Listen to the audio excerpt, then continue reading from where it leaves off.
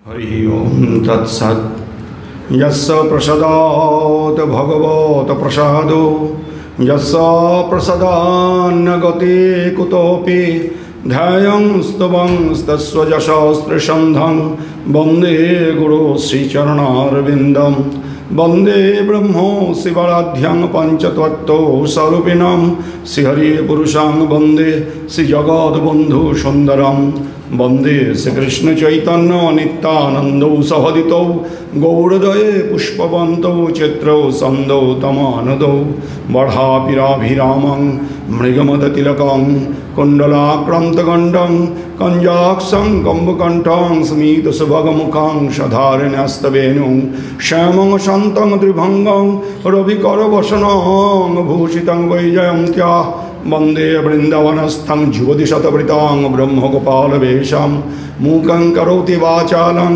पङ्गुं लङ्घयते गिरिं यत्कृपातमहं वन्दे परमानन्दमाधवं वञ्छाकल्पतरुभ्यश्च कृपासिन्धुभ्येव च पतितानां पावनेभ्यो वैष्णवेभ्यो नमो नमः सन्यासीभ्यो नमो नमः।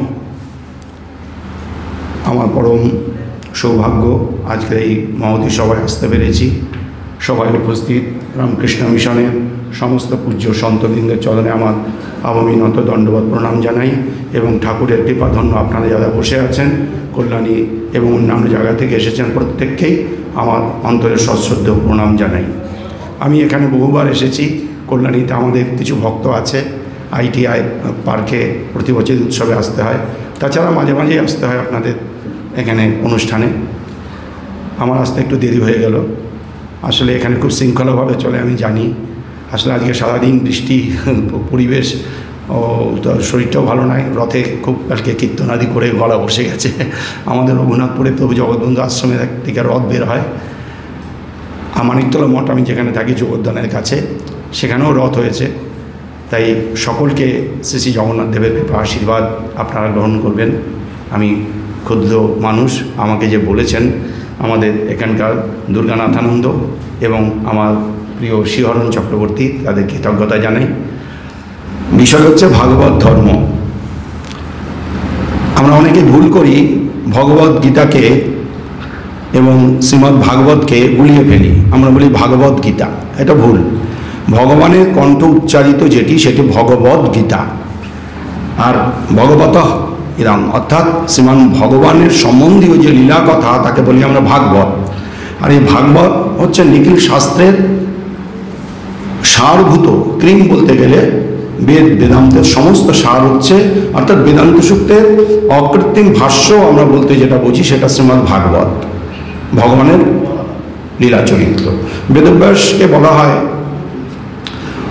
সমস্ত শাস্ত্রের প্রধান যে রূপকার তিনি। আদিকবি বাল্মীকি এবং বেদব্যাস এই দুইজন আমাদের সনাতন ধর্মের দুই রূপকার। তাই বেদব্যাস সমস্ত পুরাণ উপপুরাণ ইত্যাদি করার পরেও তার মনে যখন শান্তি আসছে না, তখন তিনি একটু বিষণ্ণ হয়ে আছেন। তখন দেবর্ষি নারদ এসে বললেন, বেদব্যাস তুমি এত বিষণ্ণ কেন? বলে, আমি এত শাস্ত্র করেছি কিন্তু আমার মনে প্রশান্তি আসছে না। বলে, তুমি এই 4টে শ্লোক চর্চা করো। সেই 4টে শ্লোক চতুশ্লোকী ভাগবত। তারপরে সেখান থেকে তিনি ইলাবোরেট করে শ্রীমদ্ ভাগবত গ্রন্থ তিনি রচনা করলেন। এই শ্রীমদ্ ভাগবত গ্রন্থ মূল হচ্ছে শ্রীকৃষ্ণের লীলা কথা এবং তার সাথে সাথে তার ভক্ত চরিত্রের বিন্যাস। 12টি স্কন্ধ, প্রথম 9টি স্কন্ধ হচ্ছে ভক্ত চরিত্র। ভাগবতের পরিচয়টা আগে দিতে হবে, তাই এই কথাগুলো বলছি। আর ভাগবতের যে মূল বিষয় আশ্রয় তত্ত্ব সেটি শ্রীকৃষ্ণ। তা শ্রীকৃষ্ণ কথা বলার আগে 9টি স্কন্ধ বললেন ব্রহ্মশাপগ্রস্ত পরীক্ষিত মহারাজকে। পরীক্ষিত মহারাজ মৃগয়া করতে গিয়েছিলেন। রাজাদের মৃগয় এবং পাশা খেলা এ দুটো তাদের স্বভাব, এটা করতেই হয়। কেউ যদি আহ্বান করে যুদ্ধে বা পাশা খেলায় বা মৃগয়ায়, তাহলে তিনি যান। তাই মৃগয়ায় গেলে শরীরের চর্চা হয়। তা মৃগয়া করতে গিয়ে একটি হরিণকে তীরবিদ্ধ করেছেন। হরিণটি ছুটে পালিয়েছে। হরিণের পিছু পিছু নিতে তিনি চলে গিয়েছেন গভীর অরণ্যে। সঙ্গী সাথীরা সব বিচ্ছিন্ন হয়ে গেছে। খুব ক্ষুধার্ত পিপাসার্ত হয়ে তিনি একটি তপবনের একটা আশ্রমের একটা কুটিয়ার মধ্যে গিয়েছেন। সেখানে দেখছেন একজন তপস্বী ধ্যান করছেন। তিনি বললেন, হে মুনিবর, আমি খুব পরিশ্রান্ত, ক্লান্ত, পিপাসার্ত, আমাকে একটু জল দিন। আর আমি একটা হরিণকে তীরবিদ্ধ করেছি, হরিণটা ছুটে পালিয়েছে, আপনি বলতে পারেন কোন দিক দিয়ে গিয়েছে? কিন্তু ঋষি কোনো কথাই বলছেন না, ধ্যানস্থ হয়ে আছেন চোখ বুঝে। তিনি বিরক্ত হলেন। আমি রাজ্যের রাজা পরীক্ষিত, আমি একটা প্রশ্ন জিজ্ঞাসা করছি, আপনি যতই ধ্যান করুন, কানটা তো খোলা আছে, আপনি শুনতে তো পাচ্ছেন, আপনি কথাটা উত্তর দেবেন। কিন্তু ঋষি ধ্যানস্থ, আর ধ্যানটা এমনই যে মনটা একাত্ম হয়ে গেলে তখন আর কিছুই শোনা যায় না। তাই ঋষি যখন উত্তর দিলেন না, তখন দেখলেন একটা মৃত সর্প পড়ে আছে। ধনুকের অগ্রভাগ দিয়ে সর্পটা ঋষির গলায় দিয়ে দিলেন। এটা কেন হলো? অর্জুনের নাতি শ্রীকৃষ্ণ যাকে রক্ষা করেছিলেন, তার এরকম দুর্বুদ্ধি কেন হলো? বলে কলি স্পর্শ করেছে তাকে। এই যে সোনার মুকুটটা পরে থাকেন না, এই সোনার মধ্যে কলির বাস। পরীক্ষিত মহারাজ একদিন দেখছেন একটা অদ্ভুত দৃশ্য। গোমাতা আর বৃষপিতা, তাদের উপরে প্রচণ্ড লঘুর দিয়ে আঘাত করছে একটা ধূর্ত কালো ব্যক্তি, কুৎসিত ব্যক্তি। মহারাজ তিনি সঙ্গে সঙ্গে তীর ধনুক দিয়ে তাকে হত্যা করতে উদ্যত হলেন। তীর ছুড়বেন, সঙ্গে সঙ্গে সেই কালো ধূর্ত ব্যক্তিটিতে চরণে এসে পরিণত হয়ে বললেন, মহারাজ আমাকে মারবেন না। বলে, কে তুমি? বলে, আমি কলি, আমার রাজ্যে তোমার কোনো স্থান নেই, তুমি দূর হও আমার রাজ্য থেকে। প্রাণ ভিক্ষা চাইলে তাকে প্রাণ ভিক্ষা দিতে হয়। তখন বললেন, মহারাজ আপনি যখন প্রাণ ভিক্ষা দিলেন, একটু থাকার ব্যবস্থা করে দিন, আমি বাঁচবো কোথায়, আমার জায়গা কোথায় হবে? বলে, ঠিক আছে, স্ত্রী ও পানন দুতং শুনা, স্ত্রী ব্যভিচার যেখানে হবে, মদ্যপান যেখানে হবে, পাশা খেলা বা দ্রুত ক্রীড়া যেখানে হবে, এবং বৃথা প্রাণীবধ যেখানে হবে, এই চারটে অধর্মের জায়গায় তোমার স্থান করে দিলাম। মহারাজ আপনার রাজত্ব তো এইসব নেই, নেই মানে কম আর কি, বা খুবই নগণ্য, আমি কোথায় থাকবো? ঠিক আছে, আর একটা স্থান করে দিলাম সুবর্ণ, স্বর্ণ। আর স্বর্ণ মানেই সম্পদ, সম্পদ মানেই সমস্ত কিছু দ্বন্দ্ব বিবাদ তার মধ্যে থেকে আসবে। অর্থাৎ কলিকে দিয়ে দিলেন সোনার মধ্যে। সেই সোনার মুকুট যখন পড়েন পরীক্ষিত মহারাজ, ওই কলি স্পর্শ করল। সেই কলির প্রভাবেই তিনি এই দুষ্কর্ম করলেন। এই দৃশ্যটি দেখেছে ঋষির এক পুত্র, ঋষির এক শিষ্য। সে সঙ্গে সঙ্গে তার পুত্রকে জানিয়ে দিল। পুত্র নদীতে স্নান করছিলেন, পুত্রকে যখন বললেন, তখন পুত্র বললেন যে কুলাঙ্গার আমার পিতার অসম্মান করেছে, আমি অভিশাপ দিচ্ছি, 7 দিন অন্তে তার তক্ষক দংশনে মৃত্যু হবে। ঋষি ধ্যান মানলে পরে ছেলেকে ডেকে বললেন, যে রাজাকে গলায় দোলাতে হয়, রাজা হচ্ছে মর্তের দেবতা, সমস্ত দেবশক্তি রাজার মধ্যে অবস্থান করে। সেই রাজাকে তুমি পদদলিত করেছো, যে মালা গলায় পরাতে হয় সেই মালাকে তুমি পদদলিত করেছো। যাও, ঋষি পুত্র বালক হলেও সে ব্রহ্মসাপ দিয়েছে, যখন ব্রহ্মসাপটা তো পড়বেই। ঋষি তখন একজনকে পাঠিয়ে দিলেন, গৌরমুখ বলে এক শিষ্যকে পাঠিয়ে দিলেন, যাও রাজাকে বলে এসো, রাজা যেন সাবধানে থাকেন 7টি দিন, তিনি ব্রহ্মসাপগ্রস্ত হয়েছেন। মহারাজ বাড়িতে গিয়ে, রাজধানীতে গিয়ে তিনি খুব বিব্রত। আমি কৃষ্ণের দ্বারা রক্ষিত হয়েছি, অর্জুনের পৌত্র, আমার মধ্যে দুর্বুদ্ধি কী করে হলো? আমি পাপ করেছি, আমার কী করে প্রায়শ্চিত্ত হবে? যখন ঋষি শিষ্য গৌরব তার কাছে গিয়ে বললেন, তুমি ব্রহ্মশাপগ্রস্ত হয়েছে, তুমি সাবধানে থাকো, 7 দিন অন্তে তোমার তক্ষক দংশনে মৃত্যু হবে। মহারাজ পরীক্ষিত তখন চিন্তা করলেন, এক মুহূর্ত দেরি না করে, যে আমি এই 7টি দিন শ্রীহরি কথায় আমি অতিবাহিত করব। আমি রাজকার্যের সম্পদের মধ্যে আর মাথা দেব না। পুত্র জন্মজয়কে ডেকে বললেন, বাবা আমি চলছি, আমি প্রায় প্রবেশনে বসবো। প্রায় প্রবেশন মানে যতক্ষণ প্রাণ থাকে ততক্ষণ এক আসন বসে থাকবেন। এইবার তিনি চলে গেলেন শুকতাল, দিল্লি থেকে মেরঠের দিকে শুকতাল, যারা হরিদ্বারে বাই রোডে যাবেন তাহলে দেখবেন শুকতাল বলে একটি জায়গা আছে, সেখানে কিন্তু প্রকৃতপক্ষে ওই ভাগবতটা শুনেছিলেন। সেখানে তিনি যখন প্রায় প্রবেশনে বসেছেন, একটা বিনার একটি তারে যদি নাড়ানো যায়, সমস্ত তারগুলো ঝনঝন করে ওঠে, তার প্রতিরণ অনুরণন হয়। তাই এই ঘটনাটা সমস্ত মুনি ঋষিদের হৃদয়ে স্পর্শ করল। মহারাজ পরীক্ষিত প্রায় বিবেচনে বসেছেন, তিনি মৃত্যুমুখ যাত্রী, সবাই চলে এলেন। ভারতবর্ষের সমস্ত মুনি ঋষিরা সেখানে এসে উপনীত হলেন। তিনি অপেক্ষা করছেন এমন একজনের জন্য, যার মুখ থেকে তিনি নিরন্তর 7 দিন ধরে হরিকথা শুনবেন। সুখদেব পা দিলেন, শুকোদয় হলো। সুখদেব পাদের একটা কাহিনী আছে, এসব বললে মূল ভাগবতের কথা বলা যাবে না। সুখদেব পাদ ব্রহ্মভূত প্রসন্নাত্মনা শৌচতে না কাংসতি, তিনি এইরকম অবস্থায় নগ্নভাবে তিনি 16 বছরের যুবক, তিনি ধ্যানস্থ হয়ে আছেন। এদিকে ব্যাধেরা যারা স্বীকার করে তারা তাকে দেখে বড় অদ্ভুত মনে করে ওই বেদব্যাসের কাছে গিয়ে বললেন, আমি একটা দেখে এলাম অদ্ভুত মানুষ, খায় না দায় না, শুধু ধ্যান করছে, কে তিনি? বেদব্যাস ভাবলেন এই তো আমার ছেলে, অনেক কষ্ট করে 16 বছর পর মাতৃগর্ভ থেকে ভূমিষ্ঠ হয়ে সুখদেব পাদ ব্রহ্ম অনুসন্ধানে চলেছেন। যেতে যেতে দেখছেন একটা বেদব্যাস পিছু পিছু ডাকছে পুত্র সুখদেব সুখদেব বলে, কিন্তু কোনো কথা শুনছেন না। আর তিনি তো ব্রহ্মজ্ঞানী। তখন দেখলেন ঘাটে স্নান করছে মহিলারা, সুখদেব পাদকে দেখে অপলক দৃষ্টিতে তাকিয়ে রইলেন। কিন্তু যখনই বেদব্যাস এসেছেন পিছু পিছু, বেদব্যাসকে দেখে তারা লজ্জিত হয়ে কাপড় চোপড় সব ঠিক করে তারা সব একটু সরে গেল। বেদব্যাস বললেন, মা আমি তো বৃদ্ধ হয়েছি। বেদব্যাস 250 বছর প্রায় বেঁচে ছিলেন, 5টি পুরুষ তার চোখের সামনে, বেদব্যাস ভীষ্মদেব।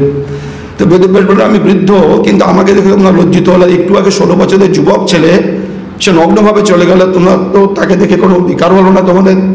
বলে, ঠাকুর আমরা তাকে দেখলাম আমাদের ছোট্ট শিশু, 5 বছরের শিশুর মতো, যার মধ্যে কোনো কামনা নেই বাসনা নেই। ও তো ব্রহ্মজ্ঞানী, ও তো নির্বিকার, তার মধ্যে দেখে আমাদের কোনো বিকার আসেনি। কিন্তু আপনার তো স্ত্রী পুরুষ ভেদ জ্ঞান আছে, আপনি হতে পারেন বৃদ্ধ, তাই আপনাকে দেখে আমরা লজ্জিত হয়েছি।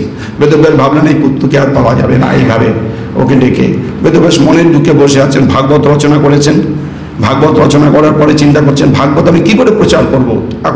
এখনকার মতন তো প্রিন্ট মিডিয়া ছিল না, তাই তিনি ভাবছেন এমন একজন যোগ্য পাত্রকে দিয়ে যাব যে ঊর্ধ্বরেতা আজন্ম ব্রহ্মচারী, তার সংকল্পেই এই ছেলেটা এসেছে। ছেলে বলেছিলেন আমি জন্মাতে পারি, কিন্তু মায়ার মধ্যে আমি জন্মাবো না। তখন মহামায়ার কাছে প্রার্থনা করেছিলেন বেদব্যাস, মা তুমি এক মুহূর্তের জন্য এই জগৎটা মায়া শূন্য করো, আমি পুত্রমুখ দর্শন করি। মায়া বললেন ঠিক আছে আমি করব। একটি গরুর সিংহের মাথায় একটা সর্ষের দানা রাখলে যতক্ষণ থাকে স্থির, ওই সময় ওই 1 সেকেন্ডের জন্য আমি করব, তোমার ছেলে যদি ওই সময় ভূমিষ্ঠ হতে পারে। ঠিক তাই হলো, মায়া শূন্য হলো, ভূমিষ্ঠ হলেন। মায়ের গর্ভেই ওই নাড়িভুড়ি দিয়েই কৌপিন বানিয়ে তিনি ভূমিষ্ঠ হয়ে হরণ করে চলছেন। তো এই সুখদেবকে তিনি বুঝতে পারলেন ওই বেদব্যাস পুত্র, ওই সুখদেবী ভাগবত ধারণ করবে এবং তাকে দিয়েই এই জগতে ভাগবত প্রচার হবে। এই বেদব্যাস তখন বললেন ব্যাদেদের, তোমরা শোনো, ওর কাছে গিয়ে না স্বীকার করবে আর এই কয়টা শ্লোক তোমরা আবৃত্তি করবে আপন মনে। যখন জানতে চাইবে কোথায় পেয়েছো এই শ্লোক, আমার কাছে নিয়ে আসবে, ও আমার পুত্র। কি শ্লোক বললেন? ভগবানের রূপ গুণ লীলা মাধুর্য, যা কৃষ্ণের অনন্য সাধারণ বৈশিষ্ট্য। 4টে শ্লোক আছে। বরাপি রঙ্গনাটা বড় প্রভু ভগবান গোষ্ঠ থেকে ফিরছেন, তার যে অপূর্ব রূপ মাধুর্য, এ একটা শ্লোক আছে। আর একটা শ্লোক আছে পুতনা বধ করেছেন ভগবান শ্রীকৃষ্ণ, এটা যে তার কত করুণার দৃষ্টান্ত, সেই শ্লোক। অহো বকি জংস্তান কাল কুটাং জিঘাংসয়া পায়াদুক্য সাধভি লেবে গোতিং ধাত্রচিতাং তত্ত্বন্নং কংবা দয়ালুং শরণং ব্রজেম। জগতে কে আছে যাকে আমি ভজনা করব, স্মরণ করব? গোবিন্দ ভিন্ন। কেন? গোবিন্দ কি করেছেন? গোবিন্দ বালঘাতিনী, বাল রক্ত পানকারিণী পুতনাকে মাতৃগতি দিয়ে বৈকুণ্ঠে পাঠিয়ে দিয়েছেন। আমরা কেউ আমিষ খাই, কেউ নিরামিষ খাই, কিন্তু কোনোদিন কোনো শিশুর রক্ত পান করতে দেখেছি? এত নিকৃষ্ট নারী আছে কখনো? জগতে সব থেকে জঘন্য পুত না, পুত মানে পবিত্র না, অর্থাৎ যার নামের অর্থটাই হচ্ছে অপবিত্রা। আমরা পবিত্রা রাখি, কালো মেয়ে থাকলে তাকে বলি আলো, কানা থাকলে তাকে বলি সুলোচনা। নাম রাখতে তো ট্যাক্স দিতে হয় না, কাউকে কৈফিয়ত দিতে হয় না, এত খারাপ মেয়ে এত কেন ভালো নাম রাখলে না। পুতনার এমন করে বন্ধু নেই যে তাকে একটা ভালো নাম দেয়, তার নাম হচ্ছে পুতনা, অপবিত্রের মূর্তি। সেই পুতনাকে যিনি হত্যা করে তাকে মাতৃগতি দিয়ে ধাত্রীগতি দিয়ে বৈকুণ্ঠে পাঠিয়ে দিয়েছিলেন, এমন পরম করুণ মাধব বা গোবিন্দ বা হতারি গতিদায়ক, যাকেই তিনি হত্যা করেছেন তাকেই তিনি গতিদান করেছেন। সেই পুতনা ভিন্ন কে আছে যার স্মরণ নেব? এই শ্লোক শুনে চোখ মেলে তাকালেন। কোথায় পেয়েছে এই শ্লোক? সেই কৃষ্ণ ঠাকুর কোথায়? এত সুন্দর রূপ তাকে কোথায় গেলে পাওয়া যায়? ওই দূরে একজন ঋষি আছেন, তার কাছে যাও, সব উত্তর পাবে। পিতা পুত্রের মিলন হলো, পিতা পুত্রকে ভাগবত দিলেন। তখন তো আর এই আমাদের ইয়ে ছিল না, মানে হাতে লেখাও ছিল না ঠিকভাবে। তাই যাই হোক, বেদব্যাস তার পুত্রকে তিনি ভাগবত দিলেন। একবার শ্রবণ মাত্রই তার সমস্ত মাথার মধ্যে প্রবেশ করল। ঊর্ধ্বরেতা বলে এটাই হয়। স্বামীজি বলছেন 12 বছর ব্রহ্মচর্য করলে তার অসাধ্য সাধন হয়। আপনারা জানেন, এই বন্দুকের গুলি দিয়ে ডিমের খোলাগুলো তিনি এক এক করে মারছে, তারা বলছে আপনি তো আগে অভ্যাস করেছেন, বা না আমি ব্রহ্মচারী, আমি এই প্রথম রিভলভারটা হাতে নিলাম, তাই তোমরাও পারবে। তাই ব্রহ্মচর্যের এমন শক্তি যে আমাদের অসাধ্য সাধন করার শক্তি থাকে, ইন্দ্রিয়গুলোর শক্তি অনেক বেড়ে যায়। তাই সুখদেব পাদ ওই ভাগবত নিয়ে তিনি ইতস্তত ভ্রমণ করতে করতে হঠাৎ তিনি সেখানে এসে উপনীত হলেন আকর্ষণে। তাই সুখদেব পাদের সোনার কলসে গঙ্গা জলেন তার চরণ ধৌত করে বললেন, হে ভগবান, আমি 7 দিন মাত্র আয়ু পেয়েছি, এই 7টি দিন আমি ব্যর্থ কাটাবো না। আমি এই 7 দিন আপনার শ্রীমুখ থেকে শ্রীহরি কথা, শ্রীকৃষ্ণ কথা, যে শ্রীকৃষ্ণ আমাকে রক্ষা করেছিলেন অশ্বত্থামার অগ্নি শেল অর্থাৎ ব্রহ্মাস্ত্র থেকে আমাকে বাঁচিয়েছিলেন। আমার মা আপনার চরণে প্রণত হয়ে বলেছিলেন, হে কৃষ্ণ, এই দেখো আমার ছেলেটা জন্মেছে কিন্তু নড়ছে না, মৃত। শ্রীকৃষ্ণ বললেন, তুমি শান্ত হও, ছেলে এক্ষুনি বেঁচে উঠবে। শ্রীকৃষ্ণের কৃপায় সেই ছেলে বেঁচে উঠল। তাই সেই ছেলে আজকে তিনি বলছেন, আমার আজকে জীবন সায়ান্নে আমি সেই হরি কথা শুনে আমি কাটাবো।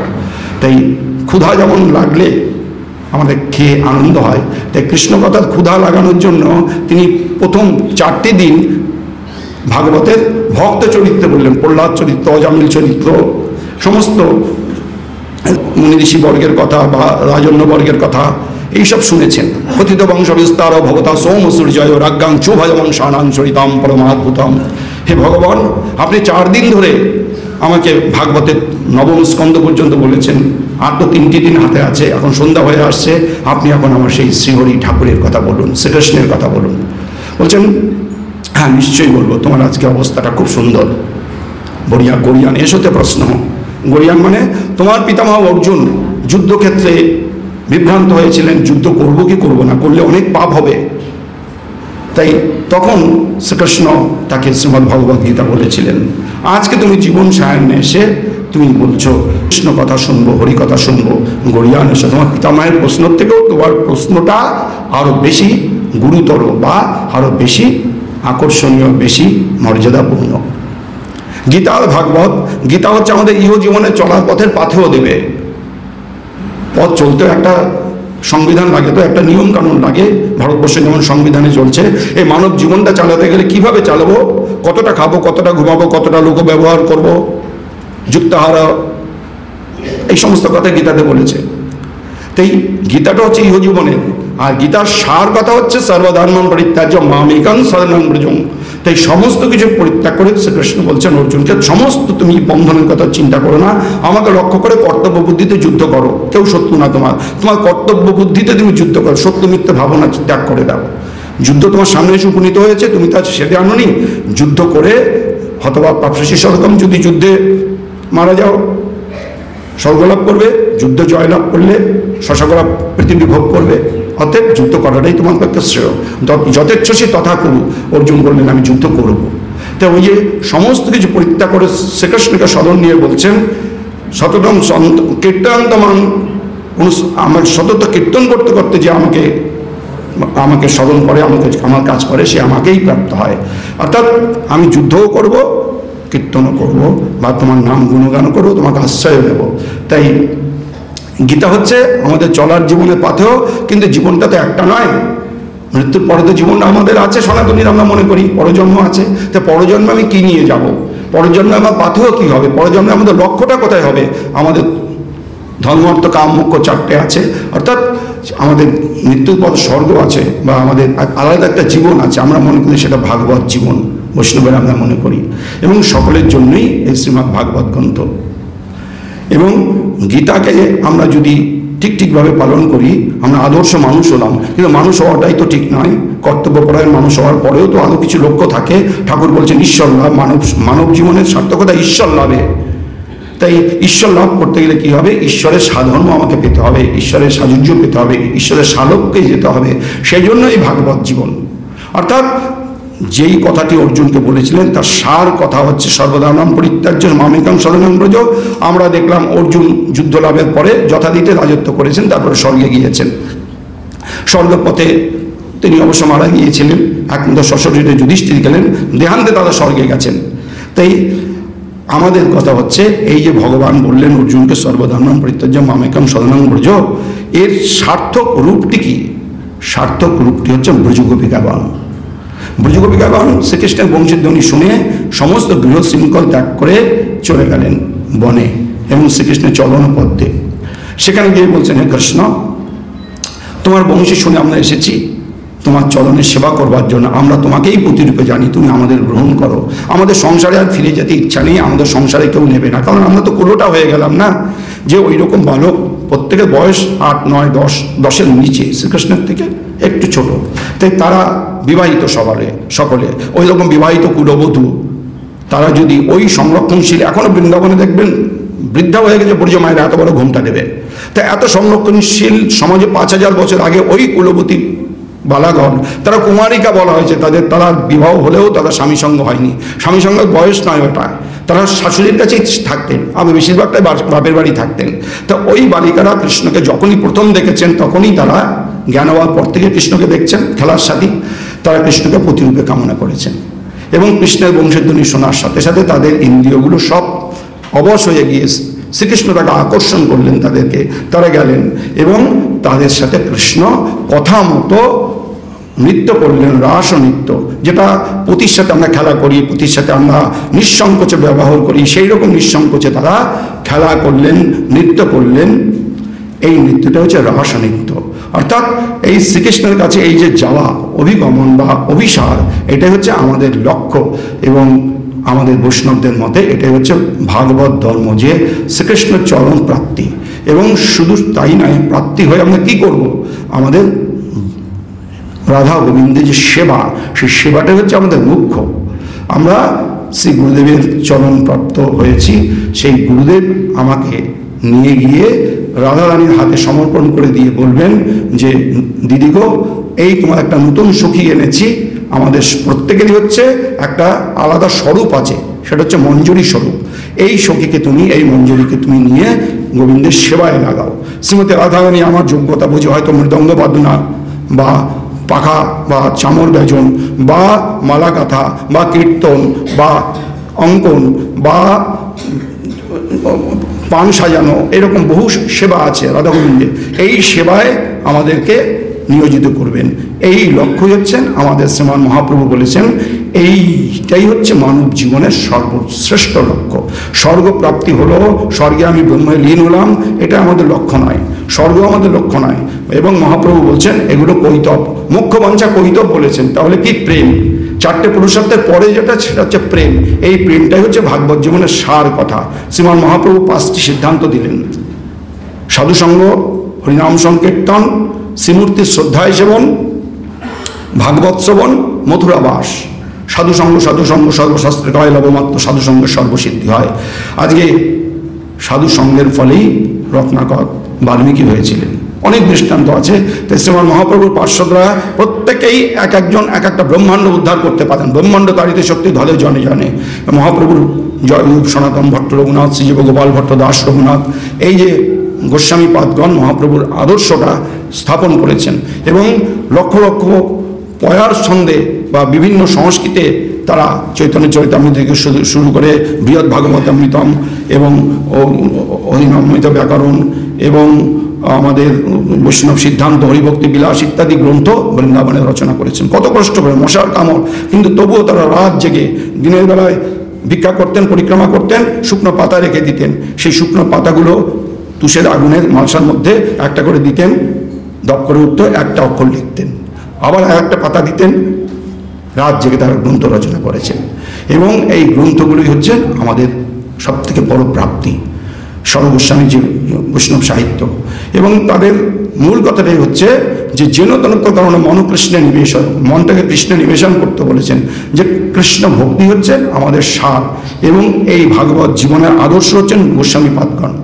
তারা হাঁটু পর্যন্ত কাপড় পরতেন, সে তো বস্ত্র কোনো রং নেই, এবং তারা মস্তক মুন্ডন করতেন, নেড়া মাথা ছেঁড়া গাথা, মুখে হাউতাস, এক এক রাত্রে এক এক বৃক্ষতলে বাস, পরিচয় জিজ্ঞাসিলে কয় মুই চৈতন্যের দাস। শ্রীমান মহাপ্রভু বলছেন এবং রূপ গোস্বামী পাদ বলছেন 6টা বেগ, এই বেগগুলো আমাদেরকে সংযম করতে হবে। যে বাক্যবেগ, মনোবেগ, জিহ্বাবেগ, উদর উপস্থ বেগ ইত্যাদি বেগ যে সে করতে সংযম করতে পারে, সে পৃথিবী শাসন করতে পারে। গোস্বামী পাদগণ সে এক একটা রত্ন। তো তাই রূপ সনাতন বিশেষ করে তারা যে ব্যাখ্যান দিয়েছেন সেই ব্যাখ্যান অনুযায়ী আমাদের চলতে হবে। এটি হচ্ছে ভাগবত জীবন। আর শ্রীমান মহাপ্রভুর যে 5টা সিদ্ধান্ত দিয়েছে, প্রথম হচ্ছে সাধুসঙ্গ, হরিনাম সংকীর্তন। শ্রীমান মহাপ্রভু এই হরেকৃষ্ণ নামটা দিলেন, এই হরেকৃষ্ণ নামের মধ্যে প্রেমটা মিশিয়ে দিলেন। যেমন জল চাইলাম, আপনি জল দিলেন, দেখলাম যে লেবু দিয়েছেন, একটু মিষ্টি দিয়েছেন, ও একটু কর্পূর দিয়েছেন, খুব সুস্বাদু হয়েছে। তো হরেকৃষ্ণ নাম 16 নাম 32 অক্ষর, এই নামে এত মাহাত্ম্য কেন? এই নামটা শ্রীমান মহাপ্রভু অন্তর থেকে যখন প্রকাশিত হচ্ছে, মহাপ্রভু তো রাধা কৃষ্ণ মিলিত তনু, তাই রাধা যখন উদ্ধবকে দেখে প্রলাপ বকেছিলেন, শ্রীকৃষ্ণের নিন্দা করেছিলেন, রাধা রানীকে বলছেন, উদ্ধব রাধে, শ্রীকৃষ্ণ এতই খারাপ, তুমি বলছো প্রতি অবতারে তিনি নিষ্ঠুর কাজ করেন, তাই তুমি কৃষ্ণ কথা আমাকে এত বলছো কেন? কৃষ্ণ কথা বাদ দিয়ে অন্য কথা বলো। উদ্ধবকে বললেন, কি বললি? ধন্যতা মন্য বার্তা, আমাকে অন্য বার্তা বলতে বলছিস? শোন, ভ্রমর, রাধারানী উদ্ধব দেখছেন না, ভ্রমর দেখছেন। আমি সব ছাড়তে পারি আমরা, কিন্তু কৃষ্ণ কথাকে ছাড়তে পারি না। কৃষ্ণকেও ছাড়তে পারি, কৃষ্ণ কথাই আমাদের প্রাণ। আমরা কৃষ্ণ সঙ্গ না হয় কৃষ্ণ প্রসঙ্গে, দুটো নিয়ে আমরা থাকি। যখন মিলিত হন, হয়তো রাধাকুণ্ডে মিলিত হলেন, বা সূর্য পূজায় মিলিত হলেন, বা প্রেম সরোবরে মিলিত হলেন, তখন কৃষ্ণের সাথে বিভিন্ন লীলা, বিভিন্ন আনন্দ ইত্যাদি করেন। কিন্তু যখন কৃষ্ণ চলে যান, সারাটা দিন তারা কি নিয়ে কাটান? সারাটা দিন তারা কৃষ্ণ প্রসঙ্গ নিয়ে কাটান। তো বাঁশির প্রসঙ্গ হচ্ছে, দেখ এই বাঁশির এত ক্ষমতা কি করে হলো? নিরন্তর কৃষ্ণ অধর সুধা পান করছে, ও তো একটা বংশ দণ্ড ছাড়া কিছু নয়। ওর কি এমন সৌভাগ্য হলো? বাঁশের কাছে গিয়ে জিজ্ঞাসা করছে, ওরে বংশ, তোমরা তো একটা বৃক্ষ জাতি, তোমরা কি এমন তপস্যা করেছিলে যে এই জন্য তোমাদেরই একটি ছোট্ট টুকরো কৃষ্ণের মুখে নিরন্তর অধরামৃত আস্বাদন করছে? তারা তো কথা বলতে পারে না, তাই না চলো চলে এলেন। তাই আবার অন্যান্য বৃক্ষের কাছেও তারা বলেছিলেন, বলে দাও আমাদের কৃষ্ণ কোন পথে গিয়েছেন। কৃষ্ণময় তারা, কৃষ্ণ ভাবতে ভাবতে কৃষ্ণের লীলা করছেন। এই কৃষ্ণময়ী তন্মনস্কাস্তৎ ভবদ্দাস্তৎ বিশিষ্টাস্তদাত্মিকা। তাই রাধা কৃষ্ণের নাম হরে কৃষ্ণ কৃষ্ণ কৃষ্ণ হরে হরে, হরে রাম রাম রাম হরে, এটা হচ্ছে আলাপ। রাধা কৃষ্ণ খেলতে খেলতে দুজন লুকোচুরি খেলি না আমরা, এই তুই বলতো আমি কে, বলতো আমি কোথায়।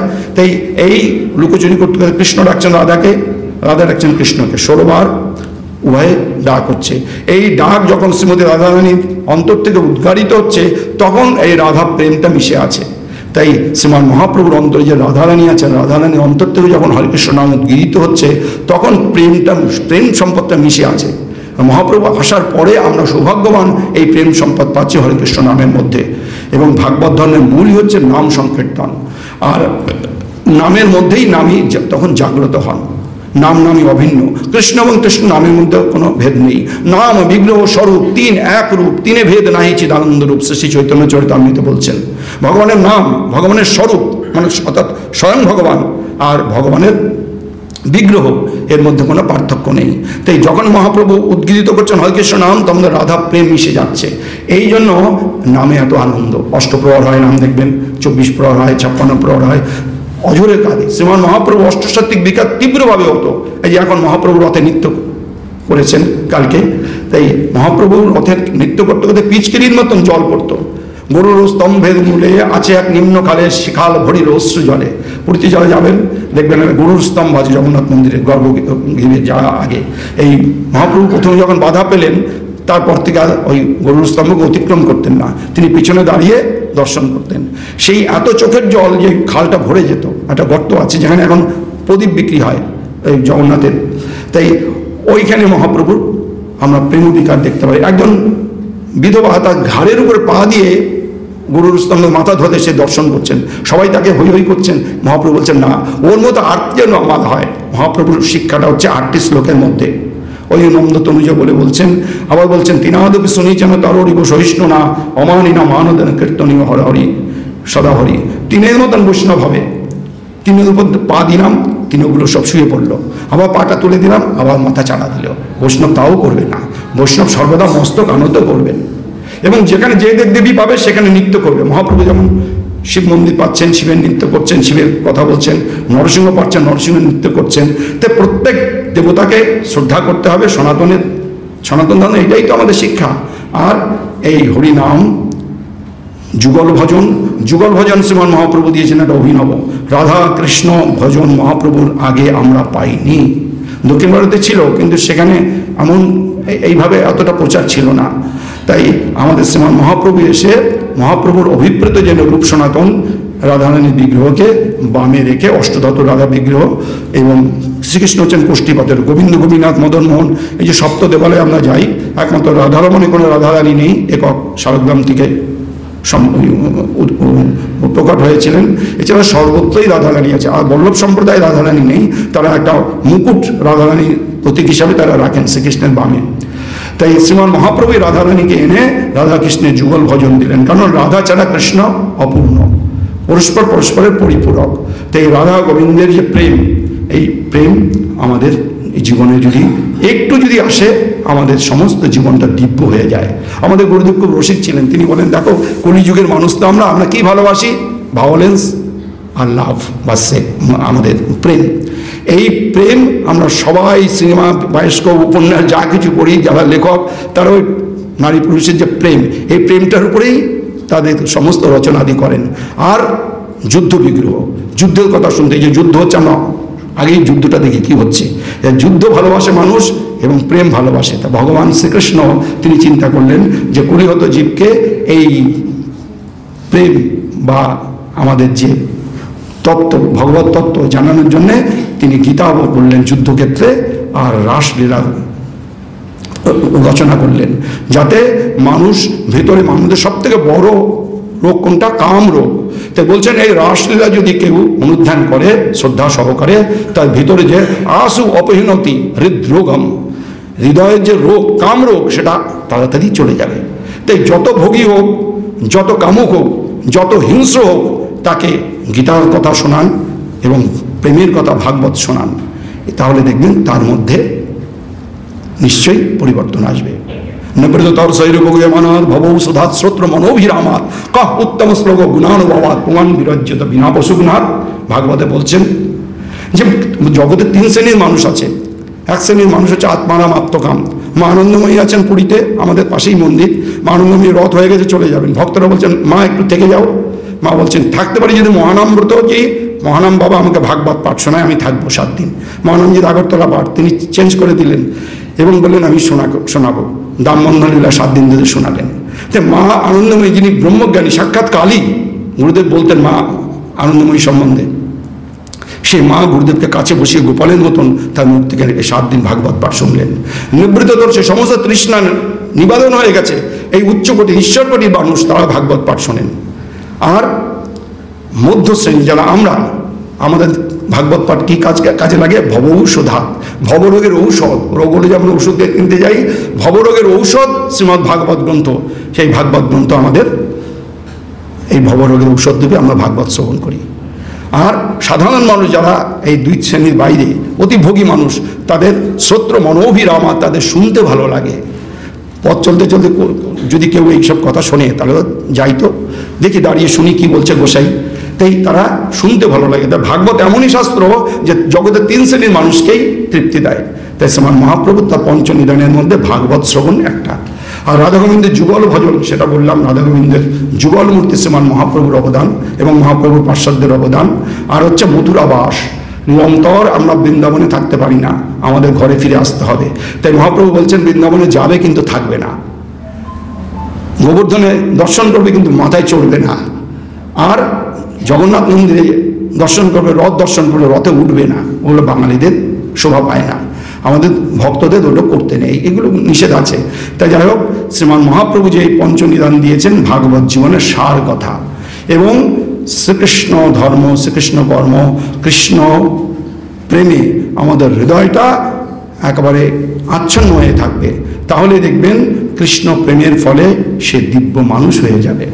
ঠাকুর শ্রী রামকৃষ্ণ তিনি বলছেন, মহাপ্রভুর ওই প্রেম, ওই গোপী প্রেম, আহা, ওই প্রেম যদি আমার একটু হতো, ওই প্রেম যদি আমার একটু হতো।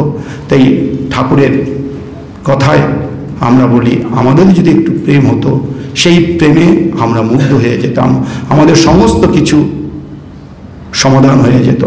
তাই আজকে শ্রীমান মহাপ্রভুর তার মতো একটি অদ্ভুত চরিত্র যদি আমাদের সামনে এসে দাঁড়ায়, তাহলে মূর্তমান শ্রীমান মহাপ্রভু ভাগবতের প্রতীক, ভাগবত ধর্মের প্রতীক, তার এই শিক্ষা, বৈষ্ণব ধর্মের যে শিক্ষা, যেটা বেদব্যাস তার ভাগবত গ্রন্থের মধ্যে দিয়েছেন, সেই শিক্ষাটা যদি আমাদের মধ্যে সঞ্চারিত হয় তাহলে আমাদের মধ্যে সে দিব্য জীবন লাভ হবে। সকলকে আমার অন্তরের সশ্রদ্ধ প্রণাম, অভিনন্দন এবং আশীর্বাদ করবেন। আমি আমার গুরুদেব ডক্টর শ্রীমান মহানাম অমৃত ব্রহ্মচারীজি সামান্য গ্রন্থ সেবা করে থাকি। আশ্রমে থাকতে গেলে তো কিছু সেবা করতে হয়, তা তিনি আমাকে কৃপা করে সংস্কৃত পড়িয়েছেন, তাই আমি ওই তার গ্রন্থগুলো একটু রচনা করার মানে সম্পাদন করার সেবা নিয়ে থাকি। তার মহানম্বর তো রচনাবলী, তার প্রায় 100টি বই আছে, গ্রন্থ আছে, তো সেগুলো মোটামোটা করে রচনাবলী আকারে 6 খণ্ড বেরিয়েছে, আর বাকিগুলো চলছে কাজ। আপনারা সকলেই গ্রহণ করবেন। আর আমি এখন মনে হচ্ছে শিবানন্দ স্বামী শিবময়ানন্দজির কথা, তিনি এরকম একটা সভা করেছিলেন গিরিশ মঞ্চে, তা আমাকে বলেছিলেন, ভাই বন্ধু গৌরব, আমি এরকম একটা ইন্টারফেথ রিলিজিয়ান সেমিনার করেছিলেন তিনি, তা সেখানে প্রায় 30 জন সাধু সন্ত এবং বিভিন্ন মঠ মন্দিরের সদস্যদের নাম জোগাড় করে দিয়েছিলাম।